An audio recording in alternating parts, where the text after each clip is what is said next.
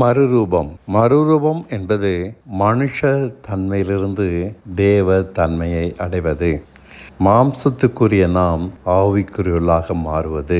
பலகீனர்களாகிய நாம் பலமுள்ளவர்களாக நிரந்தரமாக மாறுவது. மதியினர்களாகிய நாம் ஞானமுள்ளவர்களாக மாறுவது. அசுத்தமான நாம் பரிசுத்தமானவர்களாக மாறுவது. நீதியை விரும்பாத நாம் நீதியை விரும்புகிறவர்களாக மாறுவது. இயேசு கிறிஸ்து என்றாலே அவர் நமக்கு ஞானமும் நீதியும் பரிசுத்தமும் மீட்புமானார். இந்த 4 குணங்களும் நம்மிடம் அவர் உண்டாக்குகிறார். ஞானத்தை தருகிறார், பரிசுத்தத்தை தருகிறார், நீதியை உண்டாக்குகிறார். இதனால் சகல அசுத்தமானவைகளிலிருந்தும் தாறுமாறுகளிலிருந்தும் முற்றிலுமாக நாம் விடுபடுகிறோம். இதன் பெயர்தான் மறுரூபம். அதை அடைந்தவன் மறுரூபம் ஆனவன், அடையாதவன் மறுரூபம் ஆகவில்லை. இவை அடையாதவனிடம் காணப்படாது. இந்த சுவாபங்கள் தெய்வீயமானவை. அவரோடு நாம் மரித்து அடக்கம் பண்ணப்பட்டதினாலே, அவரோடு எழுப்பப்பட்டதினாலே இவை விசுவாசிக்கிறவனுக்கு, இந்த வசனத்தை பற்றி கொண்டிருக்கிறவனுக்கு நிகழ்கிறது. இதனால் அவன் மறுரூபம் ஆகிறான். அதை விசுவாசிக்கும் பொழுது அவனுக்குள் இந்த மாற்றம் நிகழ்ந்து விடுகிறது.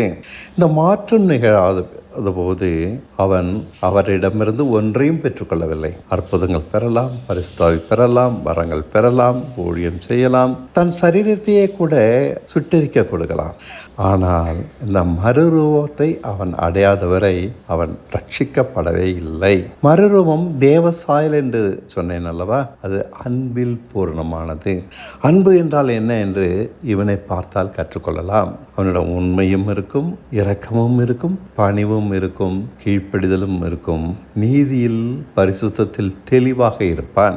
ஆசைக்கு அடிமையாக இருக்க மாட்டான். அழிவுக்குரிய எதுவும் அவனிடம் காணப்படாது. அவனிடம் அழிவுக்குறை அனைத்தும் விழுங்கப்பட்டு அழியாமை அவனிடம் வெளிப்பட்டிருக்கும். பணத்தாசை விழுங்கப்பட்டு பொருளாசை இல்லாதவனாக விளங்குவான். தந்திர சுவாபங்கள் அத்தனையும் நீங்கி உண்மையுள்ளவனாக காணப்படுவான். இது கிறிஸ்துவினால் நம்மிடம் நிகழ்வது. இந்த மறுரூபத்தை கடைசி நாளில் நிகழ்வதாக இயேசு கிறிஸ்து வரும்போதுதான் நிகழும் என்று சபைகள் தவறாக புரிந்து கொண்டு போதிக்கிறார்கள்.